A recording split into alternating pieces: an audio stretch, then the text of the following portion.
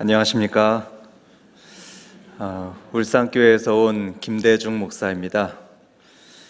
오늘 중부에서 가장 유명하고 훌륭하다고 하는 한박교회의 성도님들을 뵙게 되어서 참 반갑습니다.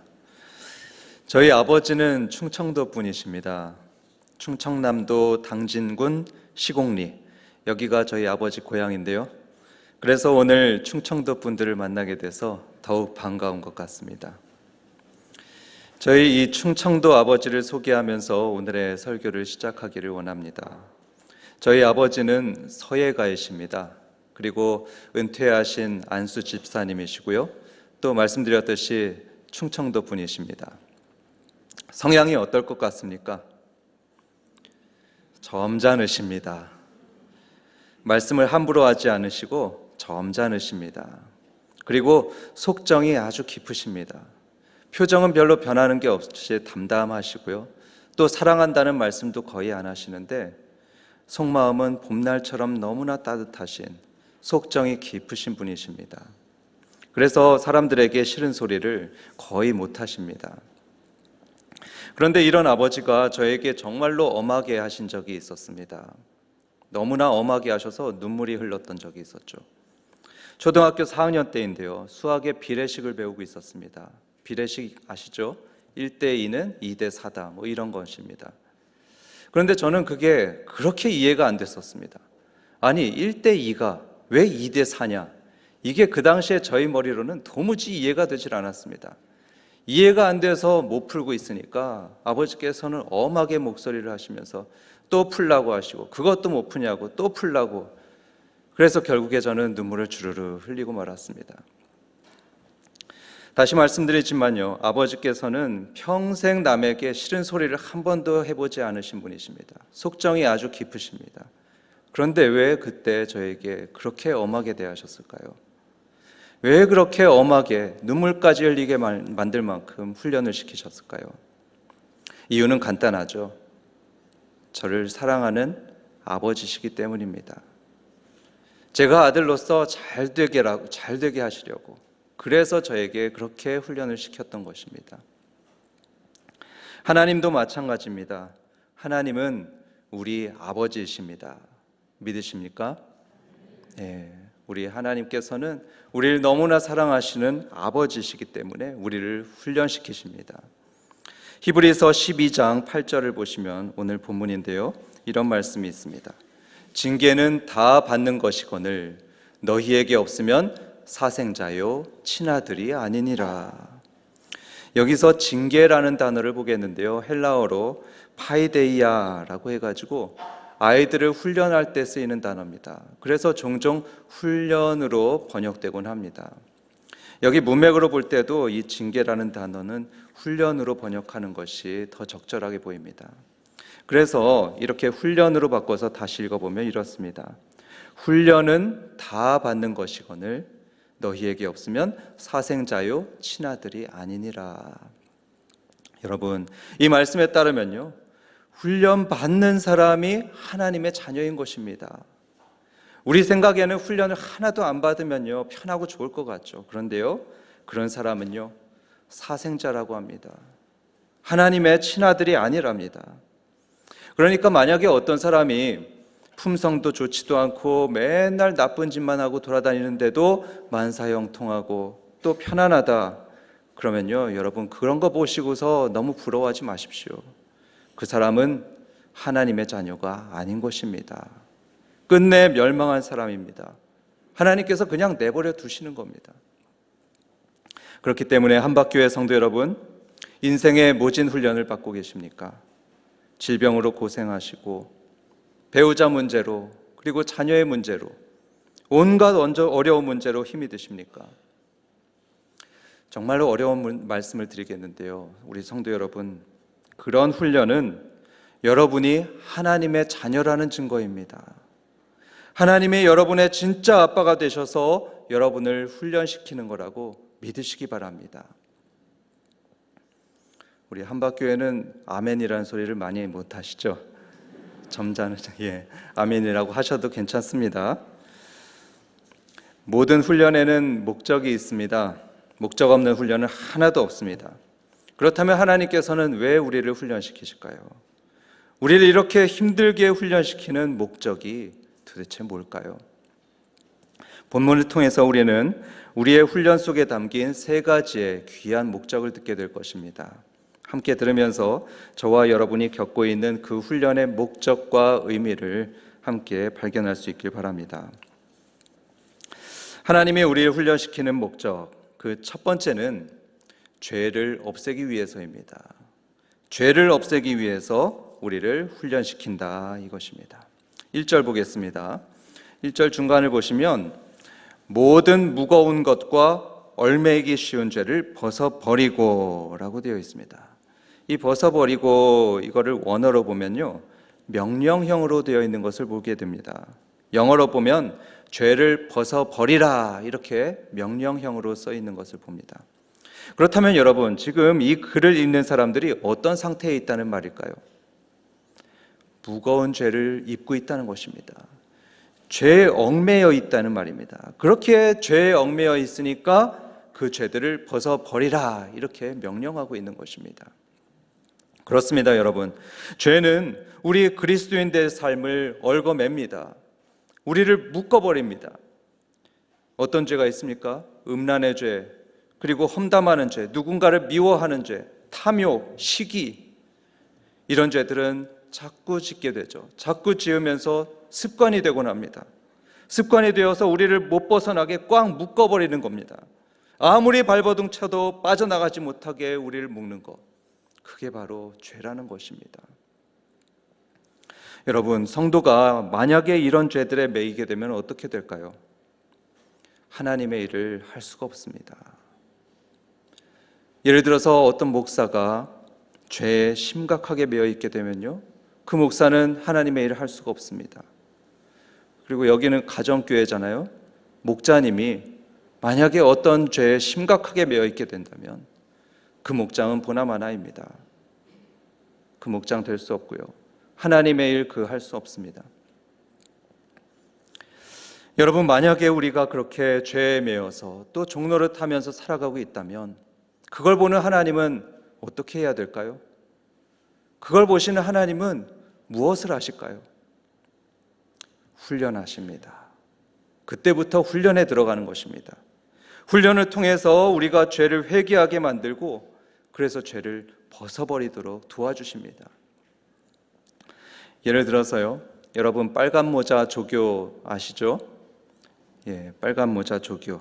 제가 군에 있을 때 신병들을 훈련하는 빨간 머리 조교들이 있었습니다. 눈도 보이지 않는 그 까만 건 선글라스를 끼고요, 또 빨간 모자를 푹 눌러 쓴 사람들인데, 이제 갓 군에 입대한 청년들에게는 정말로 공포의 대상이었습니다. 그런데 이 무서운 조교들이 신병들을 훈련시키기 전에 종종 이런 말을 합니다. 이제부터 여러분들을 모든 민간인들의 떼를 다 벗겨버리겠습니다.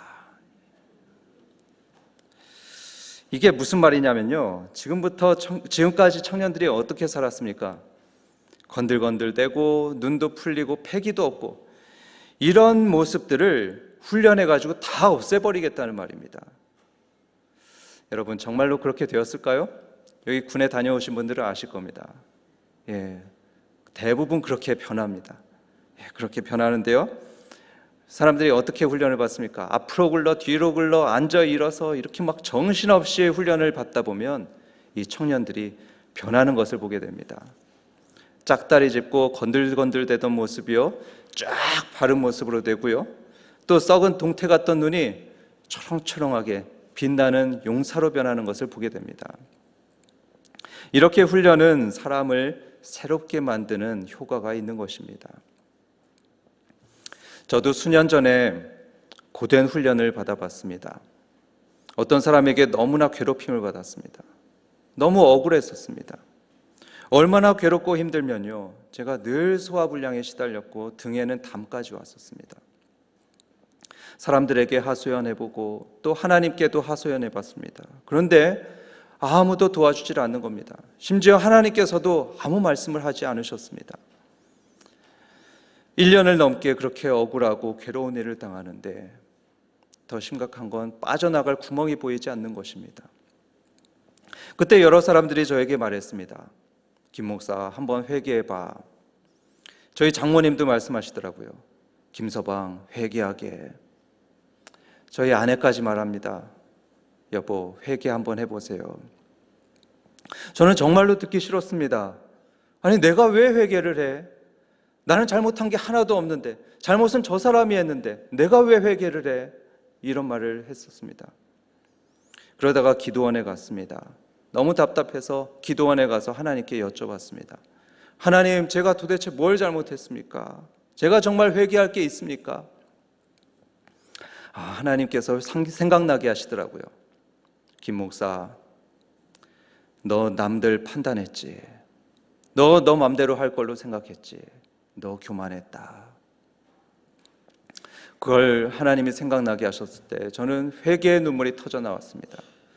눈물이 펑펑 나왔고요. 또 콧물도 줄줄 흘리면서 회개했었습니다. 저는요, 제가 그렇게 회개할 줄은 꿈에도 생각 못했습니다. 그래서 휴지를 안 가져갔었는데요. 너무 막 눈물 나고 콧물 나고 하니까 손으로 받쳐가면서 그렇게 회개를 했었습니다. 그런데요, 회개했던 바로 그날, 아니 정확히 말하면 바로 그 시간에요, 하나님의 역사가 일어났습니다. 굳게 닫혀있던 앞길이 활짝 열리는 것을 제가 경험했습니다. 지금 돌아보면 그때는 다시는 돌아가고 싶지 않은 정말로 힘든 시기였습니다. 그런데요, 다시는 돌아가고 싶지는 않은데 저는 진심으로 감사합니다. 그런 훈련 받았던 것을 저는 진심으로 감사합니다. 덕분에 저는 깊이 회개했었고요, 한 단계 더 나은 목사로 저는 변했다고 믿습니다.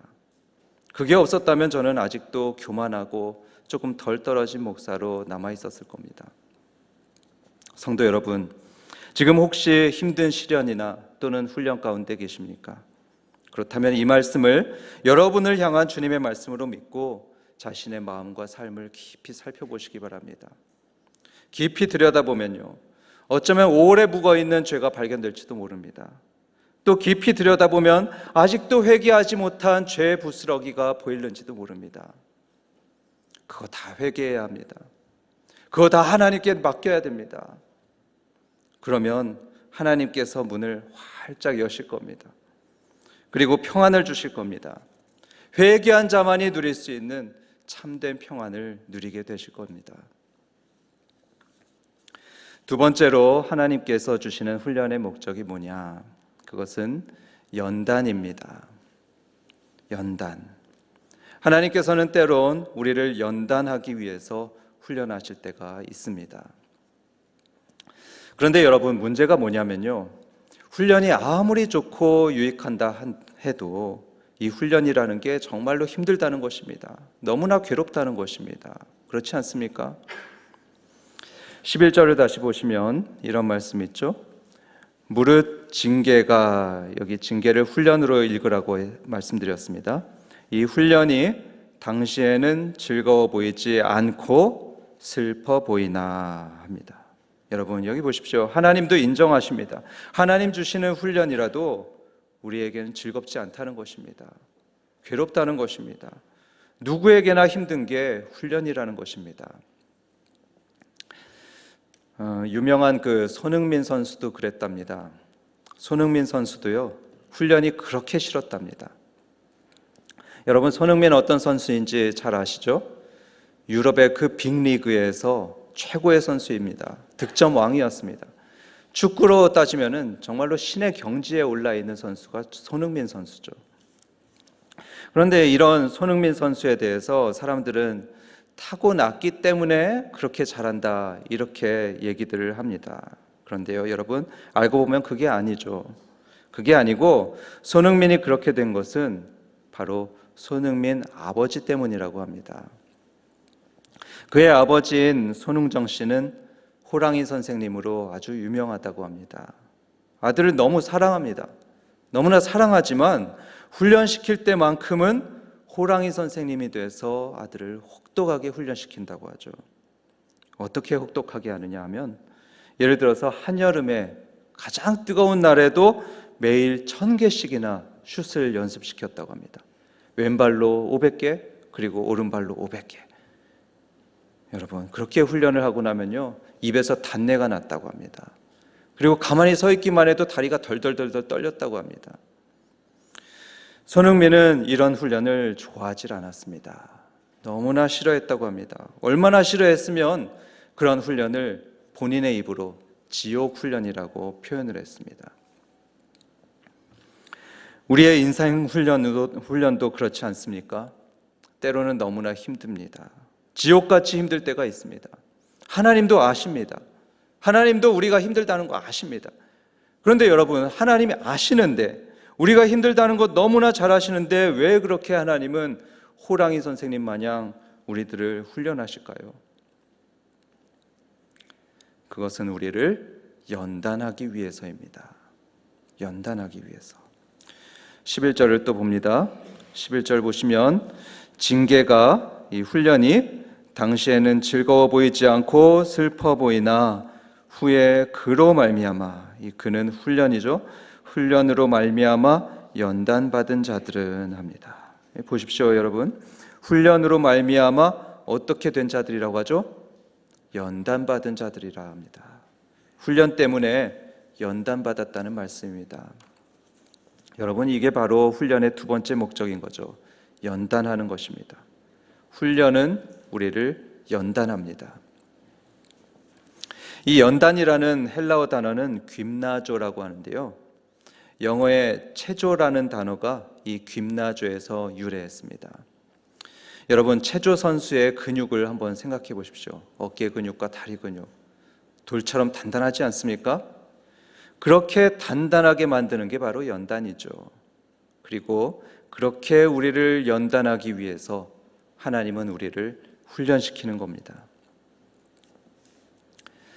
제가 울산에 이사 와가지고 하루는 가구를 사러 갔는데요, 이 가구점 사장이 이런 말씀을 하셨습니다. 손님, 여기 나이테 간격 보이시죠? 이 나이테 간격이 촘촘한 나무로 만든 가구가 정말로 좋은 가구입니다. 이렇게 말을 합니다. 여러분, 이 나이테가 촘촘한 나무는 왜 그런지 여러분 다 아시죠? 그런 나무는요, 너무 추운 데서 자랐기 때문입니다. 너무 추우니까 그 나무는 1년이 지나고 또 2년이 지나도 아주 조금씩밖에 못 자랐던 것입니다. 그런데요, 그래서 그 나무는 단단하게 된 것입니다. 그렇게 연단받았기 때문에 그 나무는 거친 폭풍 후에도 살아남는 것이고 눈보라에도 끄떡없는 그런 단단한 나무가 된 것입니다. 그래서 그런 나무로 만들어진 가구가 좋은 가구입니다. 이렇게 가구점 사장이 말씀하신 것입니다. 주역에도 비슷한 얘기가 있습니다. 좋은 쇠는 수천 도의 뜨거운 화로에서 100번을 단련한 다음에 나오는 것이며, 매화는 한겨울에 혹독한 추위를 겪은 다음에 맑은 향기를 발하는 법이다 써 있습니다. 성도 여러분, 혹시 거친 인생의 훈련을 받고 계십니까?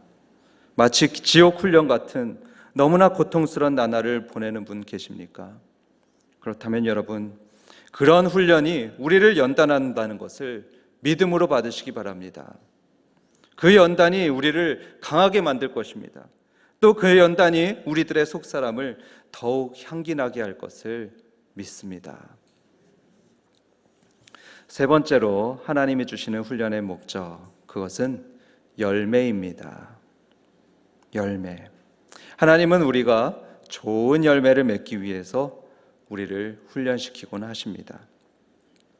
또 11절 보겠습니다. 11절에 무릇 징계가, 이거 훈련이라고 했습니다. 훈련이 당시에는 즐거워 보이지 않고 슬퍼 보이나 후에 그로 말미암아 연단받은 자들은 의와 평강의 열매를 맺느니라. 그렇습니다. 그렇게 훈련받은 자들은 끝내 어떻게 된다고요? 의와 평강의 열매를 맺는다 합니다. 성도 여러분, 훈련을 잘 받으셔서 의와 평강의 열매를 풍성히 맺으시길 바랍니다. 아멘. 그런데 여러분, 의와 평강의 열매를 맺는다는 거, 이게 도대체 무슨 말일까요? 쉽게 와닿지 않을 것입니다. 간단히 말씀드리면 그것은 예수 그리스도를 닮아간다는 것입니다. 히브리서 7장 2절에서 의의 왕이 누구냐, 그리고 평강의 왕이 누구냐 하면 그분은 예수 그리스도이십니다. 그러니까 의의 결정체가 예수 그리스도시고요, 또 평강의 결정체가 예수 그리스도이신 것입니다.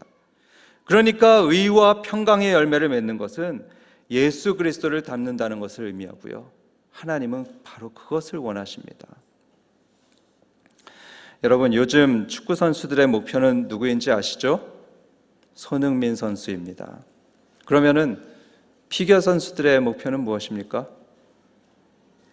모르십니까? 김연아 선수이죠. 그런데 하나님의 목표는 누구냐? 자그마치 예수 그리스도이십니다. 의의 왕이요 평화의 왕인 예수님입니다. 우리를 그런 예수님처럼 만들려고 하십니다. 우리 예수님처럼 우리를 가장 의롭게 만들기 원하시고요, 가장 거룩하고 가장 겸손한 신앙인으로 만드는 게 바로 하나님의 교육 목표이고요, 하나님의 꿈이요 비전인 것입니다. 여러분, 혹시 이런 하나님의 꿈이 너무 거창하게 보이십니까? 아니요, 그렇지 않습니다. 하나님은 결코 당신의 꿈이 너무나 거창하거나 불가능하다고 보시지 않습니다. 아니면 여러분 혹시 그런 하나님의 꿈이 저 같은 목사에게만 해당된다고 생각하십니까? 아니요, 그렇지 않습니다. 에베소서 4장 13절을 보시면 거기에 하나님의 꿈이 나타나 있는데요, 하나님께서는 목사인 저뿐만 아니고요, 여기 계신 집사님, 권사님들, 심지어는 어린아이부터 청년들에 이르기까지 모두를 예수 그리스도처럼 만들려고 하십니다. 여러분, 목사로 만드는 게 아닙니다. 그게 하나님의 꿈이 아니고요, 예수님처럼 만드는 게 하나님의 꿈입니다. 하나님의 자녀라면 예외가 없습니다. 한 사람도 예외 없이 우리 모두를 예수님처럼 만들 꿈을 하나님께서 가지고 계십니다. 그래서 하나님은 우리를 훈련하십니다. 우리 자녀를 훈련하시고요, 우리 배우자를 훈련시키십니다. 마치 손흥민의 아버지가 호랑이 선생님이 돼가지고 아들을 그렇게 훈련을 시켰듯이, 그래서 오늘날의 그 빛나는 손흥민을 만들었듯이 하나님도 때로는 그 인자한 얼굴을 감추십니다. 감추시고 우리를 혹독하게 훈련시킵니다. 때로는 눈물 나게 그렇게 고달픈 훈련을 시키는데요, 그건 우리를 미워해서가 아닙니다. 여러분, 우리를 사랑해서입니다. 오히려 사랑하셔서 우리를 예수님짜리 인격으로 만들고 예수님짜리 품격으로 만드시려고 그렇게 훈련하고 계심을 믿으시기 바랍니다. 지금까지 우리는 우리가 훈련을 받는 세 가지 이유와 목적을 듣게 되었습니다. 첫 번째 목적은 죄를 없애려고 하는 것입니다. 죄에 찌들어서 헤어나지 못한 우리가 회개하고 거룩하게 되기 위해서 하나님은 훈련시키십니다. 또 두 번째로는 하나님은 연단시키기 위해서 훈련시킵니다. 우리가 연단을 받아서 어떠한 세파에도 흔들리지 않는 기둥 같은 사람이 되게 하기 위해서 하나님은 훈련시킵니다. 또 세 번째로는 열매를 맺기 위해서 훈련시킵니다. 의와 평강의 열매를 맺어서 의의 왕이요 또 평강의 왕인 예수님을 닮은 사람들, 왕의 자녀가 되게 하기 위해서 하나님께서는 훈련시킵니다. 이런 믿음으로 훈련받는 저와 여러분에게 주님께서 감당할 힘과 하늘의 위로를 주시길 주님의 이름으로 축원합니다.